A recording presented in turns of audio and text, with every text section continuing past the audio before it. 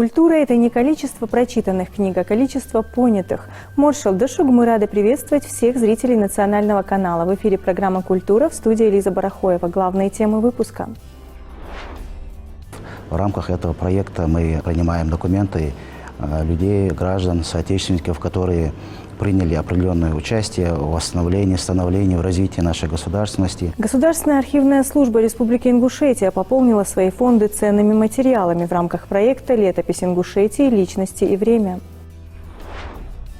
Традиционный мир ингушей. Во Дворце культуры сельского поселения Новый Редант ожили старинные традиции и история нашего народа.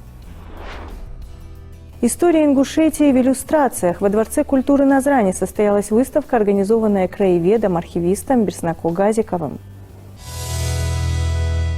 В Министерстве культуры Республики Ингушетия состоялось заседание конкурсной комиссии по проведению отбора работников культуры, прибывших на работу в населенные пункты с числом жителей до 50 тысяч человек, на право получения единовременной компенсационной выплаты. Заседание прошло под председательством министра культуры региона Зарины Ильяновой. Комиссия рассмотрела заявки, поступившие для участия в отборе по программе «Земский работник культуры». Всего в министерство поступило на рассмотрение 3 заявки для участия. В результате голосования победителями конкурсного отбора признаны 2 соискателя. Размер единовременной компенсационной выплаты для победителей составляет 1 миллион рублей для каждого. Данным участникам были направлены уведомления об их соответствии условиям программы. Напомним, что программа «Земский работник культуры» запущена в январе 2025 года. Она призвана решить кадровый вопрос в сельских населенных пунктах и малых городах с числом жителей до 50 тысяч человек. Реализация этого проекта позволит привлечь новых специалистов в учреждения культуры, расположенных в сельских населенных пунктах, рабочих поселках, поселках городского типа и малых городах. По данным мониторинга, потребность регионов страны в работниках культуры в сельских поселениях составляет более 10 тысяч человек. Участниками программы являются 87 субъектов Российской Федерации. Не принимают участие такие города, как Москва и Санкт-Петербург. Государственная архивная служба Республики Ингушетия пополнила свои фонды ценными материалами в рамках проекта «Летопись Ингушетии. Личности и время». Архив получил документы Бексултана Сайнароева, переданные его родственниками. Материалы представлены как в бумажном, так и в электронном виде. Важно отметить, что Бексултан Сайнароев был не только первым доктором юридических наук среди ингушей, профессором и судьей Высшего арбитражного суда Российской Федерации, но и одним из лидеров национального движения, общественным деятелем.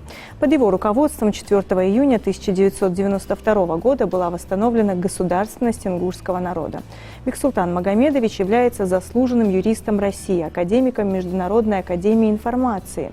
Его вклад в развитие республики и правовой системы страны неоценим. Чтобы узнать о том, какая работа проводится в настоящее время в ведомстве, мы пригласили к нам в студию руководителя Государственной архивной службы региона Руслана Хаутиева. Здравствуйте. Здравствуйте.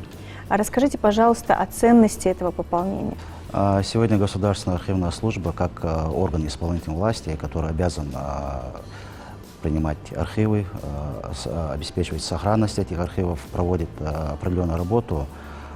Данный проект, о котором мы сейчас говорим, «Летопись Ингушетии. Личности и время», один из проектов. В рамках этого проекта мы принимаем документы людей, граждан, соотечественников, которые приняли определенное участие в восстановлении, становлении, в развитии нашей государственности. Один из них — Бексултан Сайнароев, который принял непосредственное участие в восстановлении нашей республики. Его роль огромна и заслуги тоже огромны. В целом, как я уже отметил, это один из проектов. Да, действительно, родственники Бексултана Сайнароева нам сдали архивные материалы его. Мы их приняли на сохранность, на сохранение. Создали фонд, личный фонд Бексултана Сайнароева. Но данное направление у нас не только на Бексултане ограничивается. Мы принимаем документы всех людей, всех граждан, которые непосредственно принимали участие, внесли определенную лепту в становление нашей республики, приняли участие. Это и педагоги, это и врачи, государственные деятели, политики, ветераны МВД, силовых структур. То есть спектр у нас не ограничен, широкий формат. Проект долговременный, мы специализированный фонд создали под это. Проводится каждодневная работа Нам в рамках этого проекта сданы огромные архивные материалы, наработаны одним из исследователей Хамхоевым. Тоже в данном архиве очень много материалов личного происхождения практически по всем нашим известным соотечественникам, политикам и ветеранам МВД. Ну, работа долговременная. В целом архив, надо немного уйти в историю, чтобы понять как бы суть архивной работы. Действительно, архивная служба республики прошла трагические страницы. Это на этапе становления, если государственные архивы соседних республик без каких-либо стабильно развивались, без каких-то трагических страниц, без перерывов, то наш архив, государственный архив, он с момента создания Стерской области, когда Назарамский округ входил туда, потом сформировалась Горская АСР, наш архив был сформирован в составе Горской. Затем, после того, как нас расформировали и присоединили к Чечено-Ингушской, создали Чечено-Ингушскую ССР, туда передали, но в период Терской области в рамках программы макулатуры очень много документов у нас было потеряно. Потом в 1942 году, когда период эвакуации в Семипалатинск, Чечено-Ингушский архив, по тем данным у нас потеряно около 16 тысяч единиц документов. Затем Первая, Вторая Чеченская война. По данным Чеченского архива, 90% всех архивов или сгорело, или были похищены, исчезли. Поэтому сегодня у нас задача максимально охватить тот возможный объем, в том числе и архивы личного происхождения. Почему я так говорю? Потому что многие семейные архивы тех участников, которые принимали непосредственно участие вот в этих событиях, в становлении, развитии нашей государственности, они теряются, не удается сохранить многие документы, фотографии, награждения, грамоты, они фактически проходят в негодность. А у нас в рамках государственного архива своя нормативная база, методическое, научно-техническое обеспечение, санитарные вопросы у нас соблюдаются. Поэтому мы можем сохранить эти документы на вечное хранение. Там своя методика подхода к этой работе, научно-техническая. Поэтому мы гарантируем сохранность этих документов, поэтому нами было принято решение вот, в рамках нашей плановой работы выделить отдельный проект, то есть сделать проектный подход. То, что наиболее как бы, ценное и наиболее важное направление, выделить проект и в рамках этого проекта как бы, нашу деятельность сконцентрировать. А как раз-таки вот проект «Летопись Ингушетии. Личности и время» относится к этому, потому что люди уходят, теряются архивы. А для потомков, для исследователей они недоступны. Тем более, когда в частных архивах они хранятся, они недоступны. Но в наших архивах мы соблюдаем весь спектр необходимого нормативного по сохранности и плюс обеспечиваем доступ. Поэтому известные личности, они не должны уходить в историю, ну, они должны быть доступны широкой общественности. Поэтому мы вот приняли решение в этом направлении с таким подходом сохранить эти данные. Тем более и у нас есть понимание со стороны главы республики. В своем обращении он отметил, что Государственная архивная служба – это один из тех органов, который сохраняет историческую память. Это историко-культурная память нашего народа. Если мы ее сегодня не сохраним, как предыдущие этапы, различные трагические этапы нашей истории, они будут потеряны. А в данный момент то, что мы принимаем на бумажном носителе, мы оцифровываем. Они у нас хранятся как на бумажном носителе, так и в цифровом формате. Это подстраховка, да? Это подстраховка, но и сейчас методика цифровизации по стране идет, поэтому мы в рамках вот, цифровки, вот, у нас эта работа, у нас сканер соответствующий, техническое обеспечение, программное обеспечение, мы эти документы оцифровываем и в соответствующем формате сохраняем. То есть мы их дублируем. У нас еще один проект есть, исторические личности, международный проект, мы создаем энциклопедический словарь, опять же, тех людей, которые хотя бы минимальное участие приняли в развитии нашей республики. Поэтому наша работа продолжается, у нас есть понимание со стороны руководства республики и поддержка, нет никаких ограничительных моментов, поэтому нам легко сейчас, более комфортно работать, и Госархив намерен исходя из того, что насколько потеряны наши исторические архивы в предыдущие времена, нам предстоит, в предыдущие годы сделана огромная работа, но и в настоящее время нам предстоит огромная работа в этом направлении. Мы работаем сейчас с ведущими архивными службами, архивами России и региональными, Северной Осетии у нас, и Дагестан, и другие республики, где могут быть источники комплектования, источники хранения наших архивов. Мы сейчас проводим работу, рассматриваем формат взаимодействия с международными архивами. Это Турция, Иран, это Грузия, это Армения, Азербайджан, потому что Италия в том или ином историческом этапе Ингушетия соприкасалась либо мигрировали, да, наши жители? Соприкасалась, и тем более заграничные иностранные путешественники, исследователи, они побывали в наших краях, записывали, описывали, и на своем носителе, на своем языке, на языке носителя, они сохранили данные. В этом нам, например, помогает очень сильно по Франции Иса Абоков, франко-ингушский культурный центр, очень патриотичный, ну, в полном смысле слова гражданин нашей республики, представитель нашего народа, который абсолютно безвозмездно помогает. Такой же исследователь Хамхоев есть у нас, Джамали, который передал нам огромное количество наработанных за долгие годы архивных материалов и личного происхождения. Ну, есть что как бы принять у них на сохранение. И я призываю всех исследователей, отдельных исследователей, которые работают в этом направлении, для конструктивного диалога с архивной службой. У нас нет личных интересов, у нас есть только национальные интересы. Все документы, которые ими будут сданы, они будут использованы только в интересах нашего народа, нашей республики. Других вопросов у нас нет и не может быть.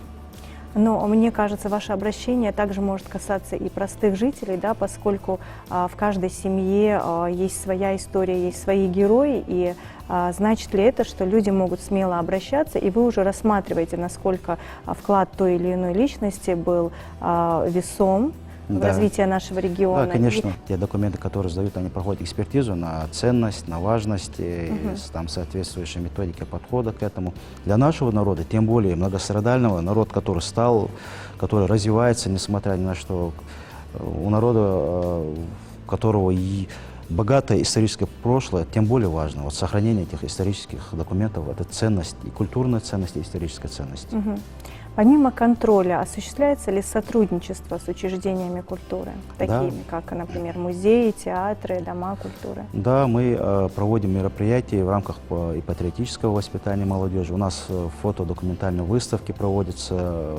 В этом году мы провели ряд таких фотовыставок, фотодокументальных выставок, приуроченных к Великой Отечественной войне. У нас и изданные книги в этом направлении. В этом году сейчас планируется издание книг и Великая Отечественная война, именно Малгобекская операция, Моздокско-Малгобекская оборонительная операция, она, по сути, не до конца исследована. Вот в рамках сейчас архивной службы мы это направление развиваем, ищем источники, подтверждающие. Фактически Малгобекская оборонительная операция явилась успехом того, что фашисты взяли Сталинград. Помимо исторической ценности, также культурная, наша национальная идентичность, да, она очень важна. Какая работа проводится по сохранению нашей культурной, национальной идентичности? И насколько есть сейчас связь с современностью? Ну, в основном работа по фольклору, исследовательская работа в этом направлении проводится научно-исследовательским институтом. Но мы принимаем, у нас есть на хранении определенные архивные документы и источники в этом направлении. Любому исследователю это доступно. Мы сами, архивная служба, будем издавать в этом направлении определенные издания. Действительно, фольклор у нас очень богатый, этнографическое направление у нас очень широко было исследовано и в дореволюционное время, и в период существования Советского Союза. Эта документация у нас есть, на хранении. Но большая часть исследовательской работы в этом направлении у нас научно-исследовательский институт проводит. Мы взаимодействуем и с научно-исследовательским институтом, и с музеями, проводим совместные мероприятия, конференции, круглые столы, выставки. У нас эта работа продолжается, она и будет идти, потому что для подрастающего поколения, для молодежи, оно играет огромную роль. У нас на базе Госархива ежегодно проходят практику студенты Госуниверситета исторического факультета. У нас очень хорошее взаимодействие с руководством Госуниверситета. Поэтому тут важна комплексная работа, комплексный подход тех органов по компетенции в республике, которые призваны в этом направлении работать. У нас понимание есть и взаимодействие тоже есть. Мы это направление будем в дальнейшем развивать. Спасибо вам огромное за столь исчерпывающие ответы. Удачи вам в работе. Спасибо и вам за тот интерес, который вы проявили к архивной службе, к науке в целом. Огромная благодарность. История Ингушетии в иллюстрациях. Во Дворце культуры Назрани состоялась выставка, организованная краеведом-архивистом Берснако Газиковым. За годы своей трудовой деятельности он работал в Ингушском государственном музее краеведения имени Тугана Мальсагова, в Ингушском научно-исследовательском институте имени Чаха Ахриева, в Государственной архивной службе. В настоящее время работает самостоятельно, в частном порядке. За время работы в разных архивах и в музеях России, Азербайджана, Германии, Грузии, Казахстана и Киргизии ему предоставилась возможность выявить ценные сведения об уроженцах Ингушетии. Эта экспозиция – результат многолетней кропотливой работы человека, посвятившего свою жизнь изучению истории родного края. Трудовой путь Берснако Газикова отмечен работой в главных учреждениях культуры и науки Ингушетии. Он работает во благо Родины, не теряя энтузиазма и любви к истории своего народа. Самое у нас здесь представлено больше всего материала – это экспедиция 1938 года в Горную Ингушетию. Это экспедиция самых лучших архитекторов СССР того времени. Они сделали очень большую работу. И мы в свое время посетили Российский государственный архив литературы и искусства в Санкт-Петербурге. Впервые обнаружили эти материалы в 2015 году. Сделали копии этих документов, этих фотографий. Частично мы их и раньше выставляли, но сейчас решили выставить в полном объеме. Здесь также представлены материалы, связанные с музеем архитектуры имени Щусева из Москвы. Это было несколько лет назад. Дело в том, что мы готовили выставку к столетию ингушской государственности, и руководство музея архитектуры имени Щусева, учитывая эту ситуацию, в знак уважения к нашему народу, к нашей республике, сделали подарок и сделали безвозмездно, нам подарили около 200 фотографий, которые касаются башенной культуры нашей Ингушетии. Кроме того, здесь представлены материалы художника, 1928 год, это рисунки, зарисовки наших башен в горах. А также здесь представлены ряд материалов, которые еще не выставлялись. Это очень большое количество фотографий ингушских башен. И причем это данные 1930-х годов и более поздние. Причем многие объекты находятся сегодня в каком-то измененном состоянии, и наличие этих фотографий позволит реставраторам, людям, работающим по восстановлению наших башен, использовать эти фотографии и сделать свою работу. Берснако Газикову удалось вернуть из забвения важные в истории нашего народа имена, многие из которых до сих пор оставались неизвестными широкой общественности. Эти находки легли в основу представленных на выставке иллюстраций, позволяющих по-новому взглянуть на историю Ингушетии. Он очень много трудится, ездит по различным архивам, ездит по различным местам историческим и собирает материал, который касается истории Ингушетии, всего того, что касается нашей культуры. Надо сказать, что то, что делает он, оно с каждым годом приобретает все большую ценность. Потому что даже вот эти фотографии, которые находятся вот сейчас здесь на этой выставке, позволяют сравнивать нашу культуру, каменную, башенную культуру, которая является как визитной карточкой Ингушетии, увидеть в том виде, в каком она была. Потому что мы знаем, что памятники со временем имеют свойство разрушаться. А вот именно то, что он привозит, оно помогает воссоздать ту картину, которая была. И все, что мы видим здесь, на этой выставке, для меня лично вот большой интерес представляет то, что касается именно того, как строились эти башни, знаков, петроглифов, которые были на этих башнях. Это как застывшая история нашего народа. И я всегда с большим удовольствием бываю на этих выставках. Они бывают на базе Музея краеведения. В данном случае вот здесь, в ДК. Спасибо, что всегда находятся такие люди, которые позволяют этой выставке состояться. И, в общем-то, для себя всегда узнаю что-то новое. В этот раз тоже особые знаки, которые он в архивах Петербурга, Москвы нашел и сделал это достоянием нашего народа. Выставка «История Ингушетии» в иллюстрациях – это не просто собрание изображений, это рассказ о судьбах людей, о важных событиях и переломных моментах в истории ингушского народа. Это попытка визуализировать прошлое, сделать его более понятным и доступным для каждого. Выставка представляет особую ценность для всех, кто интересуется историей Ингушетии, краеведением и генеалогией. Она будет полезна студентам, школьникам, исследователям и всем, кто хочет узнать больше о прошлом своего народа. Традиционный мир ингушей. Во Дворце культуры сельского поселения Новый Редант ожили старинные традиции и история нашего народа. Мероприятие посвящено сохранению и популяризации богатого культурного наследия наших предков. Каждый из участников узнал для себя много новой и ценной информации, в том числе и наша съемочная группа.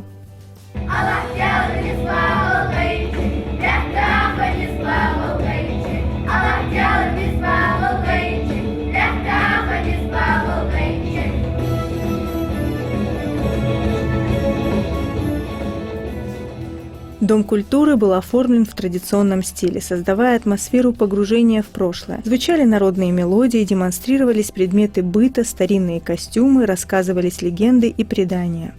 Я представляю фотографии нашего фотографа Заура Плиева.